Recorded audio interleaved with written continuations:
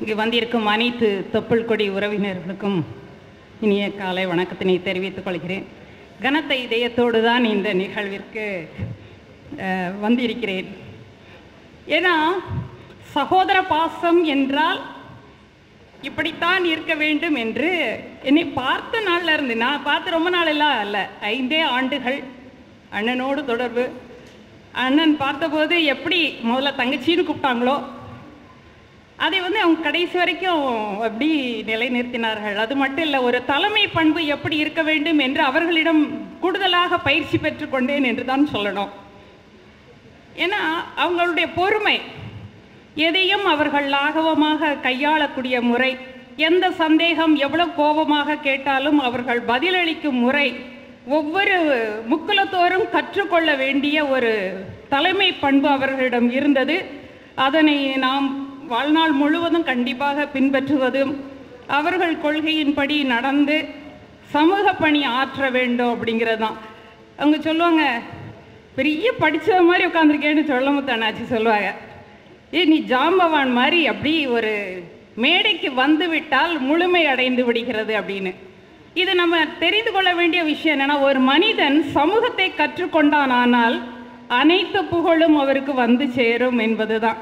எந்த இடத்துலையும் அவங்க அஞ்சியது கிடையாது. நேரடியாக எதையும் எடுத்து சொல்லும், அழகான பக்குவமாக எடுத்து சொல்லும் மிகப்பெரிய பண்பாளரை இழந்து நிற்கும் முக்குலத்து சொந்தங்கள் அனைவருக்கும் சார்பிலும் இன்றைக்கி அவங்களுக்கு இந்த புகழஞ்சியில் எனக்கு ஒரு வாய்ப்பை கொடுத்து, நேரம் ரொம்ப சுருக்கமாக இருக்குன்னு வேற சொல்லிட்டாங்க, ஆனாலும் நான் கண்டிப்பாக சில விஷயத்த சொல்லணும். திருநெல்வேலி நிகழ்வுக்கு போயிட்டேன். எனக்கு ட்ரெயினுக்கு 2 மணி நேரம் இருந்தது. அந்த 2 மணி நேரமும் நிகழ்ச்சி முடிஞ்ச பிறகு என்னோடு என்னை ட்ரெயின் ஏற்றி விட்டுட்டு தான் போனாங்க. ஒரு சகோதரன் எப்படி ஒரு சகோதரிக்கு, ஏன்னா எனக்கு ரொம்ப கூட அதுக்கு முன்னாடி பழக்கம் இல்லை, நல்ல கன மழை, அதையும் பொருட்படுத்தாமல் மோர் தென் 2 hours சொல்ல முடியும் இருந்து அப்படி என்னை ட்ரெயின் ஏற்றி விட்டு பாசமாக பேசிட்டு போனாங்க. எனக்கு முன்னப்புன்னு அவங்கள ரொம்பலாம் தெரியாது, ஒரே நிகழ்வில் அதுக்கு முன்பு இங்கே பார்த்துருந்தேன். அந்த உறவை தான் இந்த முக்குலத்து இனங்கள் இப்பொழுது நாம் பின்பற்ற வேண்டும் என வாழ்ந்து வழிகாட்டி சென்றிருக்கும். அன்னாரது புகழ் நிலைத்து இருக்கும். இந்த வரலாற்றில், முக்குலத்து வரலாற்றில் இன்று இந்த படத்திறப்பு விழா அவருக்கு செய்வதே அவர் வரலாற்றில் முத்திரை பதித்திருக்கிறார் என்பதை நம் ஒவ்வொருவருக்கும் உணர்த்தி சென்றிருக்கிறார். இதுதான் இங்கு கூடியிருக்க கூட்டம் அவர் எவ்வளவு மக்களை சேமித்து வைத்திருக்கார். தன் வாழ்நாளில் எத்தனை நல்லவர்களாக வாழ்ந்து எத்தனை நன்மக்களோடு அவர் பயணித்திருக்கிறார் என்று நமக்கு இதில் சொல்லியிருக்கிறாங்க. அவங்களுடைய வாழ்க்கை நமக்கு ஒரு பாடமாக எடுத்துக்கொண்டு மிகுந்த பொறுமையும் நிதானமும் மற்றவர்களை மதிக்கும் பண்பும் எதையும் லாகவமாக கையாளும் திறனையும் நம் முக்குலத்து சொந்தங்கள் அவரிடமிருந்து பின்பற்றி கொள்ள வேண்டும். அதனையே நம் வாழ்நாளின் லட்சியமாக கொள்ள வேண்டும். அன்னாரின் புகழ் ஓங்க வேண்டும். இந்த வாய்ப்பை நல்கிய அனைத்து சொந்தங்களுக்கும் வணக்கம் கூறி விடைபெறுகிறேன். நன்றி. நிகழ்வின் அடுத்தபடியாக தனவீரபாண்டியன் புகழஞ்சி செலுத்தும்படி நம்முடைய நேர காலம் கருதி 2 நிமிஷம் முடிச்சிடலாம். ஐயாவினுடைய மறைவு ரொம்ப வருத்தத்தை ஏற்படுத்துகிறது. நம்மளை எல்லாம் சென்னையில் தனியாக போராடுகிறோம் என்று நினைத்து கொண்டிருக்கும் போது நம்முடைய 2000 குடும்பங்களை ஒன்றிணைத்து ஒரு விழாவாகவும் நம்முடைய அனைவருக்கும் ஒரு சொந்தத்தை ஏற்படுத்திய மிகப்பெரிய ஒரு மாமனிதர். அவருடைய நிகழ்வை நினைத்து உண்மையிலேயே எப்போதெல்லாம் நாம் சறுக்கி விடுகிறோமோ அன்றைக்கு நைட்டு ஐயா பேசி, உண்மையிலேயே நான் இருக்கிறேன் தந்தை மாறி, உனக்கு நீ எதுனாலும் பண்ணுப்பா அப்படின்னு சொல்லி ஒரு ஊக்கம் கொடுத்தவர். நம்மை விட்டு பிரிந்தது உண்மையிலேயே எனக்கு தந்தை சின்ன வயதில் இறந்தா கூட உண்மையிலேயே நான் மிக பெரும் மதிக்கக்கூடிய மிகப்பெரிய ஒரு தந்தையாக இருந்து இந்த 6-7 ஆண்டுகளில் எனக்கு உதவியவர். அப்படிப்பட்ட நல்ல மனிதரை நாம் இழந்து விட்டோம். இருந்தாலும் அனைத்து சொந்தங்களையும் நமக்கு ஒருவருக்குள் ஒருவராக பழகி மேலும் உதவி செய்யக்கூடிய மனப்பான்மையை நமக்கு விட்டு சென்றிருக்கிறார். அதன்படி நம்முடைய சொந்தங்கள் அனைவருமே ஒரே ஒரு வேண்டுகோள், நீங்கள் நம்ம சொந்தங்களுக்கு அனைவருமே ஐயாவுக்கு செய்யக்கூடிய ஒரே நன்றி கடனாக நம்முடைய சொந்தங்களுக்கு வாலண்டரியாக நீங்கள் உதவ வேண்டும் என்று கூறி விடைபெறுகிறேன். நன்றி. நன்றி அண்ணா அவர்களுக்கு. அடுத்தபடியாக பால இருளப்பன் அவர்கள் புகழஞ்சி செலுத்தும்படி கேட்டுக்கொள்கிறேன். அனைத்து உறவினர்களுக்கும் காலை வணக்கத்தை தெரிவித்துக் கொண்டு, இந்த ஐயாவினுடைய படத்திறப்பு விழாவிற்கு வருகை தந்து அமர்ந்துள்ள ஐயா சிறப்புரை ஆற்றுவதற்காக அமர்ந்துள்ள ஐயா சோ ஐயர் ஐயா அவர்களே, அன்பிற்கினிய ஐயா சகோதரர் திரு விஜயகுமார் ஐயா அவர்களே, நம்மளுடைய உறவினர் ஐஜி ஐயா சந்திரசேகர் ஐயா அவர்களே, துரை தங்கவேல் கோபால் ஐயா அவர்களே, இந்த குண்டையாங்குற்றார் மறவர் சங்கத்தினுடைய தலைவர் ஐயா சுடலைமுத்து பாண்டியன் ஐயா அவர்களே, மேடையில் அமர்ந்திருக்கக்கூடிய அனைத்து உறவினர் பெருந்தகைகளே, இந்த நிகழ்ச்சிக்கு திரளாக வருகை தந்துள்ள, படத்திறப்பு விழாவிற்கு வருகை தந்துள்ள அனைத்து உறவு பெருமக்களே, உங்கள் அனைவருக்கும் வணக்கம். அண்ணாச்சி சிறு வயதிலே ஒரு மிகப்பெரிய உழைப்பாளி. அவருக்கு உற்ற துணையாக அவருடைய துணைவியார் அம்மையார். அவர் பல்வேறு காலகட்டங்களில் பல்வேறு அறச்செயல்களை செய்து கொண்டு ஒரு வியாபாரி சங்கத்தில் தன்னை இணைத்து கொண்டு 3 குழந்தைகளையும், இன்று தம்பி கலையரசன் என்னோடு ரொம்ப பழக்கம், மாநகராட்சியில் ஒரு பெரிய பொறுப்பை வைத்து கொண்டிருக்கிறார். தமிழகத்திலே ஒரு சிறந்த பொறியாளராகலாம் ஒரு நல்ல பெயர் எடுத்துக்கொண்ட ஒரு அருமை சகோதரர். அவருடைய 2 குழந்தைகள் படித்து பெட்ரோலியத்தில் ஜாயின் பண்ணலான்னு ஒரு தடவை அண்ணாச்சியின் வீட்டிற்கு வருகை தந்தார். அப்பொழுது தம்பி அந்த பரீட்சையெல்லாம் எழுதி அதில் அவர் ரிஃபைனரி பக்கம் வராமல் வேறு ஒரு வல்லுநராக அதில் சிறந்து 3 குழந்தைகளும் நன்றாக விளங்கி கொண்டு வருகிறார்கள். 4 பேர் நினைக்கிறேன், 3. அம்மையாரை பொறுத்தளவு மிக எளிய, அந்த ஊருக்கு ஏற்ற மாதிரி உள்ள பண்பான அவருடைய துணைவியார் அவர்கள். அவர் தன்னை ஒரு அரசியல் இயக்கத்தில் இணைத்து கொண்டும், அந்த அரும்பாக்கத்திலே வியாபாரி சங்கத்தில் எல்லாம் தன்னை இணைத்து கொண்டும், இந்த உறவு பெருந்தகை எப்பொழுது இங்கு வந்தாலும் அவருடைய குரல் சிம்மக்குரல் போன்று பல்வேறு உறவினர்களோடு ஒலித்து கொண்டு இருக்கும். இங்கே பல்வேறு பொறுப்பையும் வகித்து அவருக்கே உள்ள பாணியில் மிக செவ்வன செய்து முடித்து நம்மை விட்டு அகன்று விட்டார்.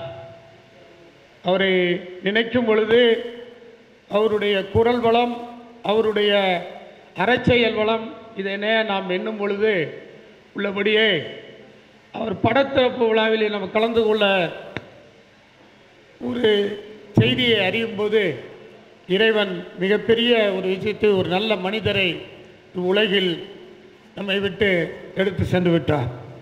ஸோ அவருடைய புகழ், அவருடைய குழந்தைகள், அவருடைய குடும்பம் இன்னும் ஆரோக்கியமாக இருந்து அவர் ஒரு குடும்பத்திற்கு ஒரு நல்ல ஒரு முறையில் கொண்டு வந்து நமக்கெல்லாம் அவருடைய அருளாசி வேண்டும் என்று கூறி வாய்ப்பளித்தமைக்கு நன்றி கூறி விடைபெறுகிறேன். வணக்கம். எம் சண்முக சுந்தரன் அவர்கள் வெற்றி IAS அகாடமி அவர்களை சண்முகம்.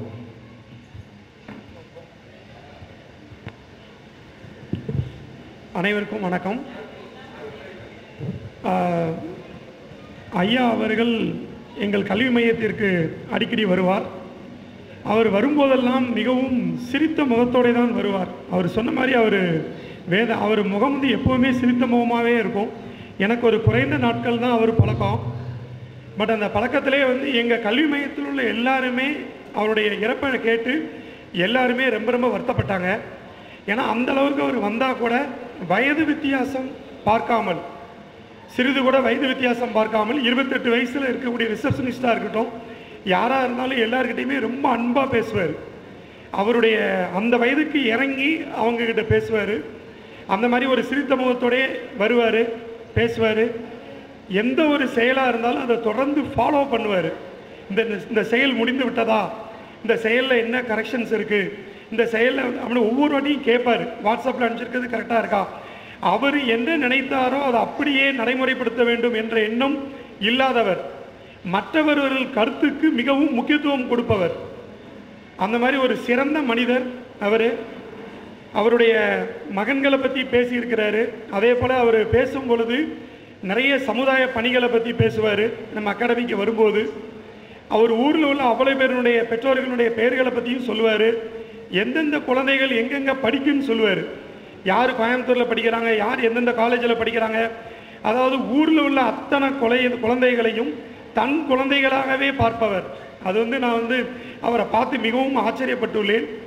அவர் அந்தளவுக்கு ஒரு அர்ப்பணிப்போடு உணர்வோடு மற்ற குழந்தைகளை தன் குழந்தைகளாக பார்ப்பார். ஒவ்வொருத்தருடைய வளர்ச்சியை நினைத்து சந்தோஷப்படுவார்.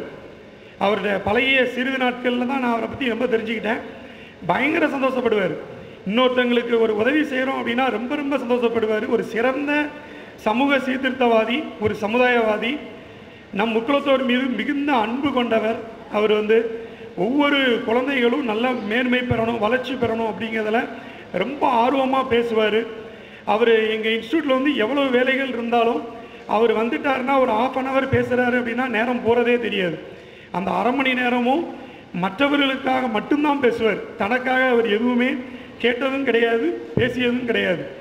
தன் மகன்களை பற்றி ரொம்ப பெருமையாக சொல்லுவார். மற்ற முன்னேறியவர்களை பற்றி மிகுந்த பெருமையாக சொல்லுவார். இறப்பதற்கு முந்தின நாள் கூட வாழ்த்து போட்டார். மிக சிறந்த ஒருவர் அவர். உண்மையிலே அவர் விட்ட பணிகளை அந்த இயக்கம் தொடர வேண்டும். அதுவே அவருடைய ஆத்மா சாந்தி அடையும். அந்த இயக்கம் நல்ல கல்வி பணி செய்து வந்தது. அந்த கல்வி பணி தொடர்ந்து நடைபெற வேண்டும். அதற்கு எங்களால் முடிந்த அனைத்து உதவிகளையும் நாங்கள் செய்து தருகிறோம்.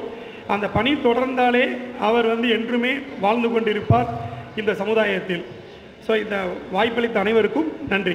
அடுத்ததாக அவர் விட்டு சென்ற பணியை கையில் எடுத்துக்கொண்டு பல கல்வி நிலையங்களையும் அமைத்து, சீனி பாண்டியன் அவங்கள அத்தான்னு தான் சொல்லுவாங்க. மதிப்புக்கும் மரியாதைக்கும் உரிய அந்த அத்தானுடைய சுடலைமுத்து பாண்டியன் அவர்களை இந்த நிகழ்வில் பதிவு செய்யும்படி கேட்டுக்கொள்கிறேன். மேடையில் வீற்றிருக்கும் சமூக காவலர்களே, இங்கு அமர்ந்திருக்கும் உறவுகளே, இங்கு உள்ளவர்கள் ஒவ்வொருவரும் இந்த சமூக அக்கறை கொண்டவர்கள் மாற்று கருத்தில்லை. மைத்துனர் சீனி பாண்டியன் சாதாரணமாக தன் வாழ்க்கையை துவங்கி சமூகத்தில் மிக உயர்ந்த அந்தஸ்தை பெற்றுள்ளார். மரணம் பிறக்கும் போதே நிச்சயிக்கப்பட்டது ஒன்றுதான் ஒவ்வொரு மனிதனுக்கும். இருந்தாலும் இவ்வளவு சீக்கிரம் தன் செய்த பணிகளை விட்டுவிட்டு சென்று விட்டாரே என்ற காவலை ஒவ்வொருவருடைய உள்ளத்தையும் ஆட்டி படைக்கிறது. ஏனென்றால் நம்முடைய இதை மண்டபம் என்று சொல்லுவார்கள். என்னை பொறுத்தளவில் இது ஒரு முக்குலத்து மக்களுடைய கோவிலாக நான் பார்க்கிறேன். இன்று இந்த மண்டபத்திலே நம்முடைய செயலாளர் அழைத்து கொண்டு காட்டினார். அங்கு நம்முடைய சமூகத்திற்கு சேவை செய்த அத்தனை பேருடைய படமும் அங்கே இருந்தது. அவர்களுக்கு நாம் செய்யும் நன்றி இதுவே ஆகும். அதாவது ஒரு மனிதன் இறந்தவுடன் அவன் புதைக்கப்பட்டு விடுகிறான். இதை பல 1000 ஆண்டுகளுக்கு முன்பே திருமூலர் பாடினார். பேரினை நீக்கி பிணமென்று பேரிட்டு ஊரெல்லாம் கூடி அழுதிட்டு சூறையாங்காட்டிடை சுட்டிட்டு நீரில் மூழ்கி நினைப்பு ஒளிந்தனரே என்று 3000 ஆண்டுகளுக்கு முன் திருமூலர் பாடியிருக்கிறார். இப்போது அப்படி அல்ல. சீனி பாண்டியனுடைய நினைவுகள் என்றென்றும் ஒலித்து கொண்டிருக்கும். இந்த மண்டபத்தில் அவர் ஆன்மா சுற்றி கொண்டே இருக்கும். எனக்கு பல பெரிய மனிதர்களை அறிமுகப்படுத்தியவர் மறைந்த மைத்துனர் சீனி பாண்டியன் அவர்களே. ஐயா சோலை அவர்கள், ஐயா எங்கள் உறவினர், அவங்க எனக்கு சொந்தக்காரரான எனக்கு அறிமுகப்படுத்துகிறவங்க அவர் தான். இப்படி நாட்டில் உள்ள பல பெரியவர்களை அறிமுகப்படுத்திய பொறுப்பு அவருக்கு முன்பாக நான் சென்னையிலே வந்துவிட்டேன். ஆனால் எனக்கு யாரும் உறவில்லை. ஆனால் என்னுடைய உறவுகளை எல்லாம் அவர்தான் அறிமுகப்படுத்தினார். இன்று அவருடைய புகழ் இங்கே சிறப்பாக இருக்கு என்பதற்கு இந்த கூட்டமே சான்று. அதைவிட கல்வியில் மிகவும் நாட்டம் கொண்டிருந்தார். இங்கே வாழும் வள்ளல் சண்முகம் அவர்கள் வெற்றி ஐஏஎஸ்னுடைய தலைவர் வந்திருக்கிறார். அந்த பெருமானாரிடம் பேசி ஏறத்தாழ ஒரு 38 மாணவர்களுக்கு சென்ற ஆண்டு ஆளுக்கு 10,000 ரூபாய்க்கு மேலே உதவி பெற்று அவருடைய அந்த பிள்ளைகளுக்கெல்லாம் கொடுத்த பெருமகனார் மைத்துனர் சீனி பாண்டியன். ஏனெனில் அவர் ஒரு சாதாரண மனிதன், ஒரு கூலி தொழிலாளிய வாழ்க்கையை துவங்கியவர். ஆனால் அவருடைய மரணம் சமூகத்தின் உச்சத்துக்கு போய்விட்டது. இது நமக்கெல்லாம் ஒரு பாடம். சமூகத்துக்கு செய்ய வேண்டும், எப்படி செய்ய வேண்டும், சமூக சேவை செய்ய வேண்டும் என்பதற்கு அவருடைய வாழ்க்கை ஒரு உதாரணம். அவர் மரணம் நமக்கு இழப்புத்தான். என்ன செய்வது? மரணம் ஒரு மனிதனுக்கு நிச்சயிக்கப்பட்டது ஒன்று, அது இறைவனால் நிச்சயிக்கப்படுகிறது. யாரும் 1000 ஆண்டுகள் வாழப்போவதில்லை. இருந்தாலும் அவருடைய பணியை நாங்கள் தொடர்ந்து செய்வோம். ஏறத்தாழ 1000 குடும்பங்களை அவர் ஒருங்கிணைத்து கொடுத்துள்ளார். 10 லட்சம் ரூபாய் வங்கியிலே போட்டுவிட்டு தான் சென்றிருக்கிறார். சில அரசியல்வாதிகளை போல பணத்தை தூக்கிட்டு போகல, ஒரு பேங்கில் போட்டு அதான் இந்த பணம் இவ்வளோ இருக்குது, இதில் இருக்குது, இதில் ஆனால் வையமைய ஆளை அப்படி தான் சொல்லுவேன். தினம் தினம் சந்திப்பார், ஒரு நாள் விட்டு சந்திப்பார். எப்படி ஒரு பெருமகனை, ஒரு உறவுகளை இழந்து விட்டேன். ஏறத்தாழ எனக்கு 100 மைத்தினர்கள் உண்டு. ஆனால் மாப்பிள்ளை என்று கூப்பிட்ட ஒரே மனிதர் மைத்துனர் சீனி பாண்டியதான். அவருடைய ஆன்மா சாந்தி பெற எல்லாம் வல்ல இறைவனை வேண்டுகிறேன். இந்த மண்டபம் ஒரு திருக்கோயிலாக மாறிவிட்டதாக என் உணர்வுக்கப்படுகிறது. நன்றி, வணக்கம், ஜெய்ஹிந்த். அண்ணா நன்றி அண்ணன். அடுத்ததாக மரியாதைக்குரிய அண்ணன் சந்திரசேகர் அண்ணன் அவர்கள் புகழஞ்சி செலுத்துவார்கள். அனைவருக்கும் வணக்கம்.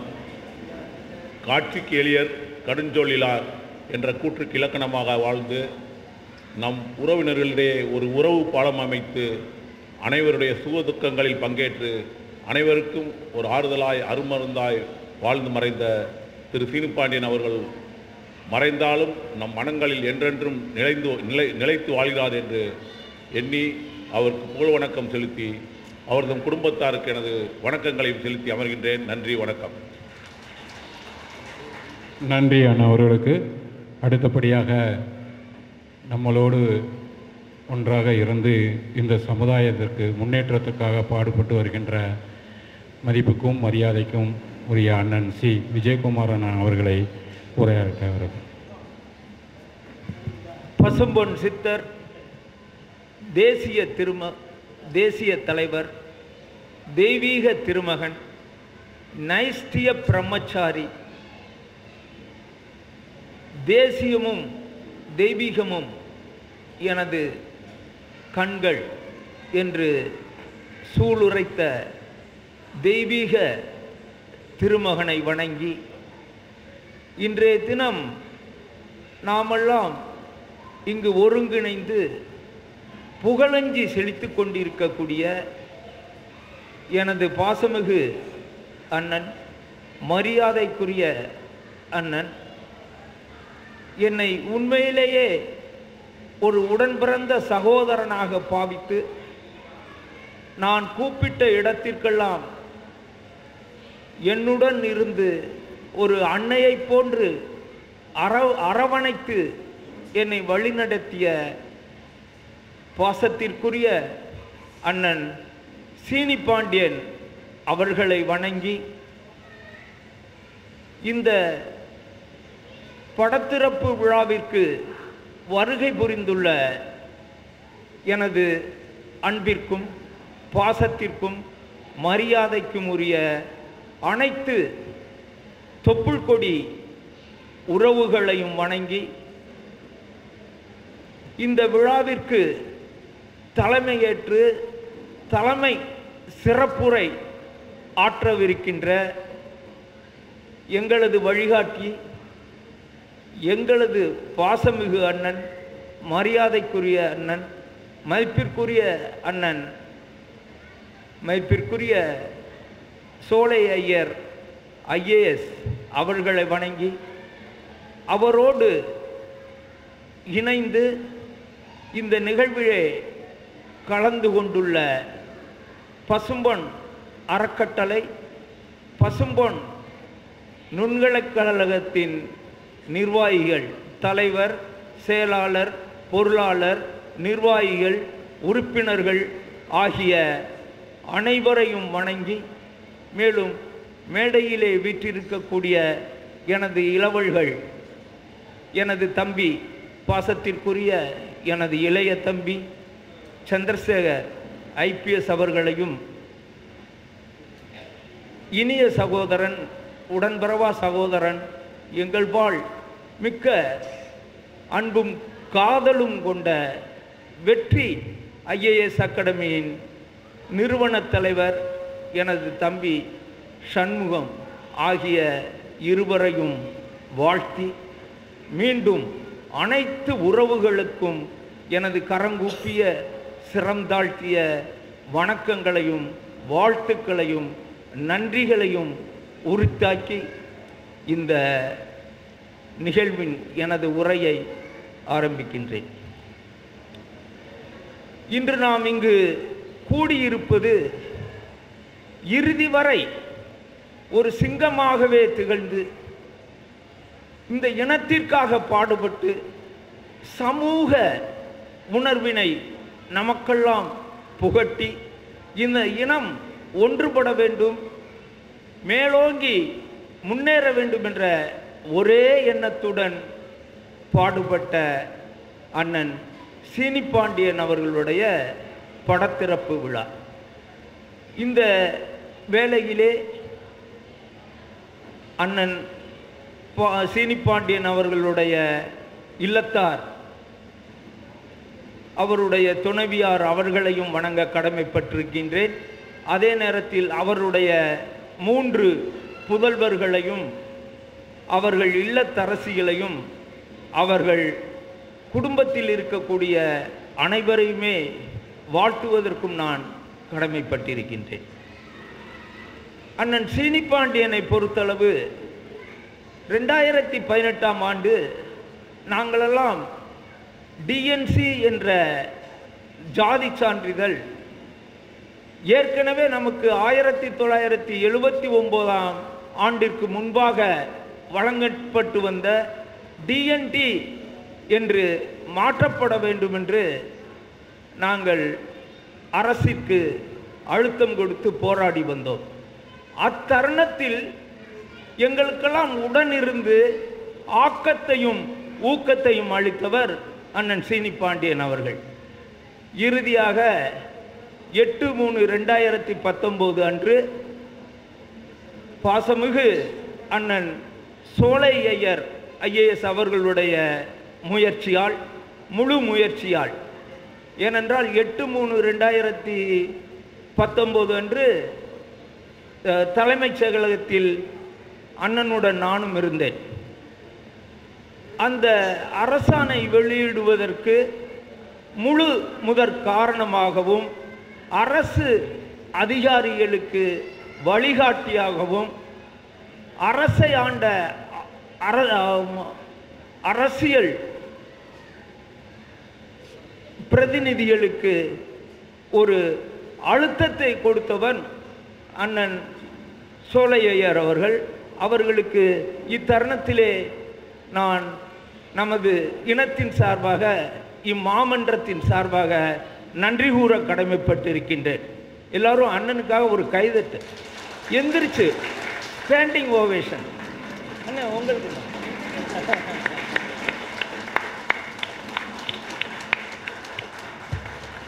மிக்க நன்றி.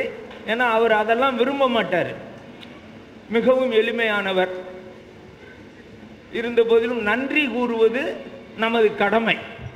ஏன்னா அந்த அளவுக்கு போராடிக்கிட்டு இருக்க நேரம் அண்ணன் தான் அலைஞ்சு திரிஞ்சு DNT என்ற சான்றிதழை நமக்கு வாங்கி கொடுத்தவர். அப்பொழுதெல்லாம் அந்த தருணத்திலெல்லாம் தலைமை செயலகத்திற்கும் சரி, நாங்கள் சென்று யாராவது அரசியல் பிரதிநிதிகளை சந்திக்கக்கூடிய வேளையிலும் சரி, எங்களுடன் உடன் பயணித்தவர் அண்ணன் சீனிப்பாண்டியன் அவர்களுக்கு. இத்தருணத்தில் அவருக்கும் நன்றி கூற கடமைப்பட்டிருக்கின்றோம். அதே போன்று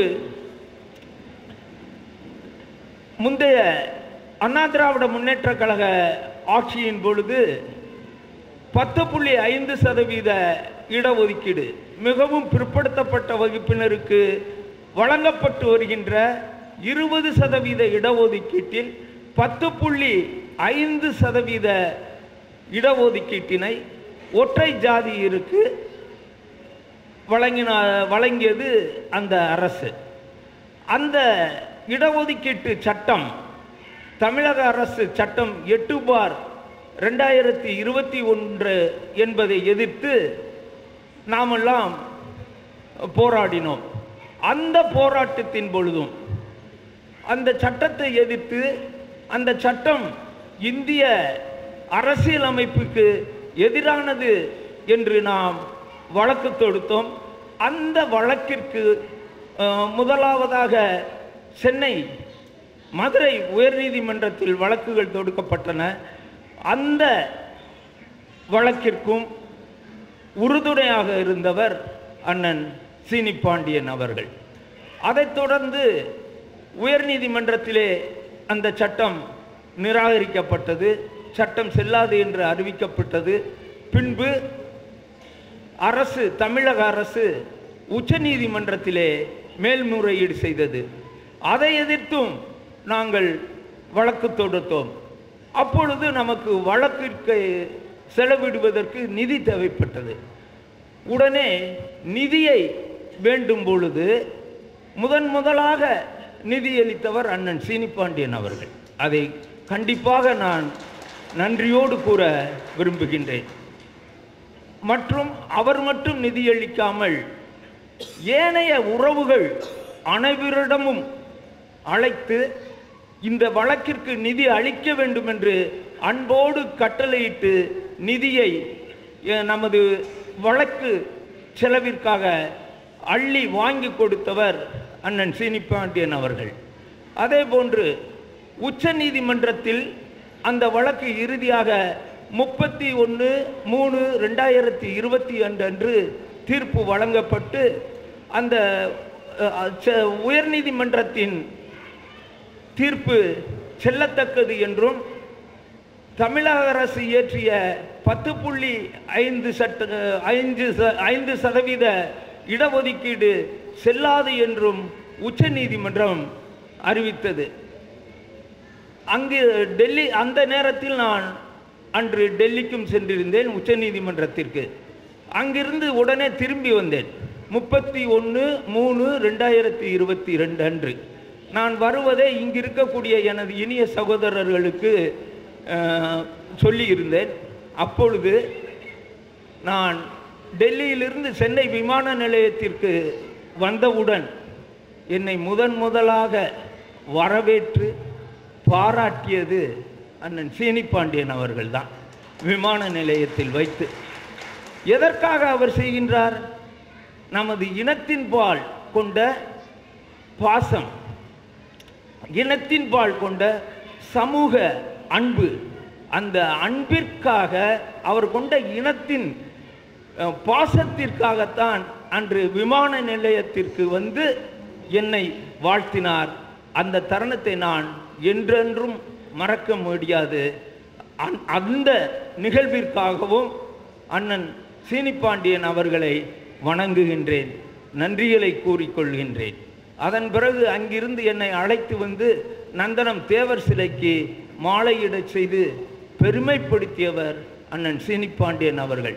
இது எனக்கு பெருமை அல்ல, அவருக்கு, அவர் சார்ந்திருந்த இனத்தை சிறந்த முறையில் வழிகாட்ட வேண்டும், இந்த இனம் முன்னேற வேண்டும் என்ற ஒரே எண்ணத்தை இறுதி வரை கடைப்பிடித்தவர் அண்ணன் சீனிப்பாண்டியன் அவர்கள். அவரது ஆத்மா இறையடியில் இளைப்பாறட்டும், அவரது புகழ் நம்மிடமெல்லாம் என்றென்றும் ஒலித்து கொண்டே இருக்க வேண்டும். அவர் காட்டிய வழியினை நாம் பின்பற்றி அதை தொடர்ந்து ஆக்கத்தோடும் ஊக்கத்தோடும் செயல்பட வேண்டும் என்று இத்தருணத்தில் வேண்டிக் கொள்கின்றேன். இறுதியாக ஒரே ஒரு வேண்டுகோள். இந்த இனம் ஒற்றுமையின்மையால் அழிந்து கொண்டே இருக்கின்றது. ஒரு இனத்தில் நமது இனம் தேவர் இனம், முக்குளத்தோர் இனம். இந்த முக்குளத்தோர் இனத்தில் 3 முக்கிய குழுக்களாக மறவர், அகமுடியர், கள்ளர் என்று இருக்கின்றோம். அந்த ஒவ்வொரு குழுக்களிலும் உட்குழுக்கள் இருக்கின்றன. எல்லா குழுக்களும் இணைந்து என்று ஒற்றுமையுடன், ஒரு ஒருங்கிணைப்புடன், ஒரு இனப்பற்றுடன் நாம் செயல்படுகின்றோமோ அப்பொழுதுதான் இந்த இனம் முன்னேறும். அதுவரை நாம் அரசியலிலும் அனாதைகள், அரசாங்க உத்தியோகத்திலும் அனாதைகள், பொருளாதாரத்திலும் அனாதைகள், எந்த விதமான முன்னேற்றமும் நாம் அடையவே முடியாது. இந்த இனம் முன்னேற வேண்டுமென்றால் கல்வி, வேலைவாய்ப்பு, பொருளாதார வளர்ச்சி, அதிகாரத்தை கைப்பற்றுதல், ஒழுக்கத்தை பேணுதல் ஆகிய 5 கோட்பாடுகளையும் நாம் கடைப்பிடிக்க வேண்டும். முக்கியமாக உங்கள் அனைவரையும் கரங்கூப்பி நான் கேட்டுக்கொள்வது என்னவென்றால், தயவு செய்து நாம் ஒற்றுமையாக இருக்க வேண்டும், ஒன்றுபட வேண்டும். நமக்குள்ளே இருக்கின்ற ஈகோ, தான் என்ற அகம்பாவத்தை தயவு செய்து தூக்கி எறிந்துவிட்டு, நாமெல்லாம் ஒரே இனத்தில் பிறந்த ஒரே தொப்புள் கொடி வம்சங்கள், ஒரே தொப்புள் கொடியிலிருந்து வந்தவர்கள் என்ற ஒரு எண்ணத்தை நமக்குள் விதைத்து நமது இளைஞர்களையும் மாணவர்களையும் முன்னேற வேண்டும் என்ற ஒரே எண்ணத்தில் நாம் பயணிக்க வேண்டும் என்று கூறி, இந்த அரியதொரு வாய்ப்பினை எனக்கு அளித்த எனது இனிய சகோதரன் ஆறுமுக நயினார் அவர்களுக்கும், மன்றத்தின் நிர்வாகிகள், கழகத்தின் நிர்வாகிகள் ஆகிய, அறக்கட்டளையின் நிர்வாகிகள் ஆகிய அனைவருக்கும் நன்றி கூறி அமைகின்றேன். நன்றி. ஜெய் ஹிந்த். நன்றி அண்ணன். உங்கள் எண்ணம் விரைவில் நிறைவேறும் என்று நினைக்கிறேன். அதாவது முதல்ல சிறப்பு விருந்தினர் மரியாதைக்குரிய அண்ணன் சோலை அண்ணன் அவர்களிடம் பசும்பொன் நுண்கலை கழகம் சார்பாக மன்னிப்பு கேட்டுக்கொள்கிறேன். ஏன்னா அண்ணா எந்த நேரம் வரணும் அப்படின்னு கேட்பாங்க.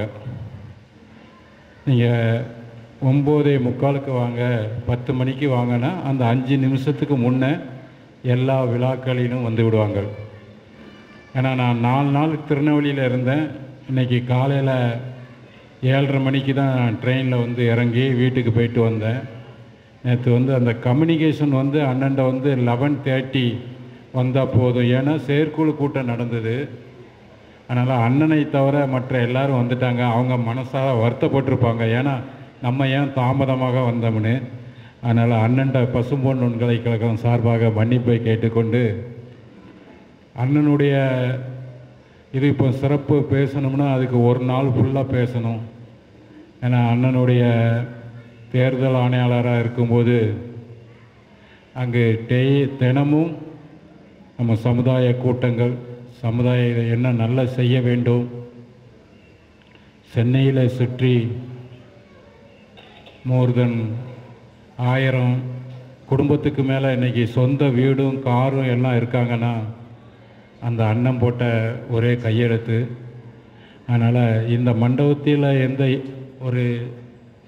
ஏதாவது ஒரு ப்ராப்ளம் ஏற்படும் போது மேடையில் இருக்கிற எல்லாரையும், இவங்க மட்டும் இல்லை, வெளியில் இருக்க கணேசன் ஐஏஎஸ் எல்லாரையும் நான் வந்து தொலைபேசியில் ராவும் போலும் அவங்கள தொந்தரவு பண்ணுவேன். இது அப்படின்னு. அது சந்திரசேகரனை ஏதாவது ப்ராப்ளம்னா அவரை விட மாட்டேன்.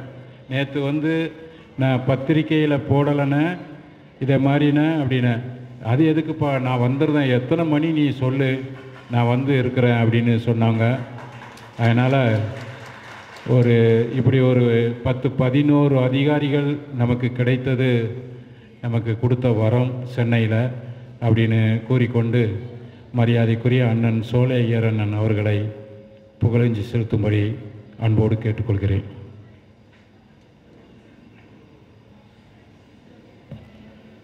இந்த நிகழ்ச்சியில் கலந்து கொண்டிருக்கூடிய அனைத்து உறவு பெருமக்களுக்கும் மரியாதைக்குரிய அமரர் சீனிப்பாண்டியனுடைய குடும்பத்தை சார்ந்தவர்களுக்கும் என்னுடைய வணக்கத்தை தெரிவித்துக் கொள்கின்றேன். இந்த நிகழ்ச்சி ஒரு வகையில் சமுதாயத்துக்கு உழைத்தவரை நினைவு கூறத்தக்க ஒரு நிகழ்ச்சியாக இருந்தாலும் கூட அவரை நாம் இழந்தது பெரிய, இன்னமும் கூட அந்த நல்ல இந்த ஒரு சமநிலைக்கு வர முடியாத நிலை தான் காணப்படுகிறது. நமக்கு எந்த நிகழ்ச்சி ஆனாலும் சந்தித்து கொள்வோம். பொது நிகழ்ச்சி, எந்த நிகழ்ச்சி என்றாலும் வரக்கூடிய ஒரு நல்ல பண்பாளர், பாசத்துக்குரியவர், ரொம்ப யதார்த்தமானவர். பார்த்தா பேசுகிறது ஒன்று, அப்புறம் பேசுகிறது ஒன்றுங்கிறது அவர்கிட்ட இருக்காது. மிக மிக யதார்த்தமானவர், ரொம்ப எளிமையானவர். அவருடைய இழந்தது நமக்கு ரொம்ப கஷ்டமாக இருக்குது. அந்த குடும்பத்திற்கு ஒன்று சொல்லிக் கொள்கிறேன். இந்த இனம், உங்கள் தந்தை உங்களுடைய கணவர் எவ்வளவு தூரம் இந்த இனத்துக்கு உழைச்சிருக்காரோ இந்த இனம் நன்றியோடு எப்போதும் நினைத்து கொள்ளும். மற்றபடி அவருடைய புகழ் நீடித்து நம்ம எல்லாருடைய உள்ளங்களிலும் நிற்க வேண்டும் என்று வேண்டி இந்த நிகழ்ச்சிக்கு ஏற்பாடு செய்த பசுமன் அமைப்பை சேர்ந்த அனைத்து சகோதரர்களுக்கும் என்னுடைய நன்றியும் வணக்கத்தையும் தெரிவித்துக் கொள்கிறேன். நன்றி, வணக்கம். நன்றி அண்ணன் அவர்களுக்கு. அண்ணன் ஒன்று சொல்லிக்கிட்டே இருக்கிறாங்க, அதை கண்டிப்பாக பசும்பொன் நுண்கலைக்கழகத்தில் செயல்படுத்துவோம்.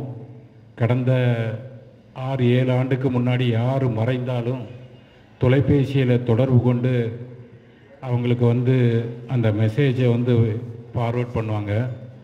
இப்போ இருக்க நிர்வாகத்தில் எல்லாரும் சின்ன பசங்க அப்படிங்கிறதுனால யாருமே நாங்கள் நிர்வாகிகள் எவ்வளவு அவங்கள்ட்ட தெரிவிக்கப்படுத்தாலும் அந்த தொலைபேசியை தொடர்பு கொள்ளாமல் இருக்காங்க. அது இந்த செயற்குழு கூட்டத்திலே பேசியிருக்கோம். கண்டிப்பாக அதை நான் கடுமையாக செயல்படுத்துவேன்னு அண்ணனுக்கு இந்த நேரத்தில் பதிவு செய்து கொள்கிறேன். ஏன்னா 2-3 நாளைக்கு முன்ன தலைவர் கருப்பையா அவர்கள் இல்லத்திற்கு செல்லும் போதும், ஏன்னா அண்ணன் ஏன் சொல்கிறேன் அப்படிங்கன்னா, சென்னையில் யார் மறைந்தாலும் மேக்சிமம் தெரிஞ்ச ஆள் யார் இருந்தாலும் ஃப்ரீயாக இருந்தாங்கன்னா அவங்க வந்துடுவாங்க. அதிகாரி அவங்க எல்லாருமே அதான் எதிர்பார்க்குறாங்க. அதனால் அதுக்கு நான் முழு ஏற்பாடு செய்கிறேன் என்பதை இதன் மூலம் தெரிவித்துக் கொள்கிறேன். மரியாதைக்குரிய சகோதரன் கலை, அவன் இந்த நகராட்சியில் அவங்க குடும்பத்தில் கிடைத்த ஒரு முத்து. அது முழு ஏற்பாடும் பண்ணது நம்ம அண்ணன் சோலை அண்ணன் தான், அவர்கள் தான். அவன் கலை அவங்க இல்லத்தில் ஒரு ஏற்புரை நிகழ்த்தும்படி கேட்டுக்கொள்கிறேன்.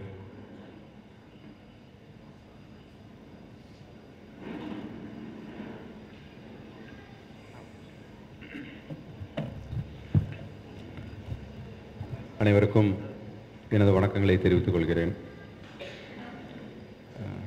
இந்த மேடையில் இருக்கும் சிறப்புரை ஆற்ற இங்கு எங்களது தந்தையார் பற்றி அவருடைய நினைவுகளை இங்கு அனைவரிடமும் சிறந்த முறையில் பகிர்ந்து கொண்ட திரு சோலையர் ஐயா அவர்களுக்கும், விஜயகுமார் ஐயா அவர்களுக்கும், சந்திரசேகர் ஐயா அவர்களுக்கும், சுடலை முத்துப்பாண்டியன் ஐயா அவர்களுக்கும் மற்றும் இந்த விடையில் அதாவது 37 காரு அந்த இல்லத்தின் முன்னாடி நிற்கிது. அவங்க யார் காரை எடுத்து கொஞ்சம் ஓரமாக விடுங்க. இப்படி இங்கே மேடையில் அமர்ந்திருக்கும் பெரியோர்கள் அனைவருக்கும் மற்றும் இங்கு இந்த நினைவஞ்சலி நிகழ்ச்சிக்கு வருகை தந்து சிறப்பித்துக் கொண்டிருக்கும் நமது குடும்ப உறவினர்கள் அனைவருக்கும் முதற்கண் எங்கள் குடும்பத்தின் சார்பாக எங்களது நன்றிகளை தெரிவித்துக் கொள்கிறோம்.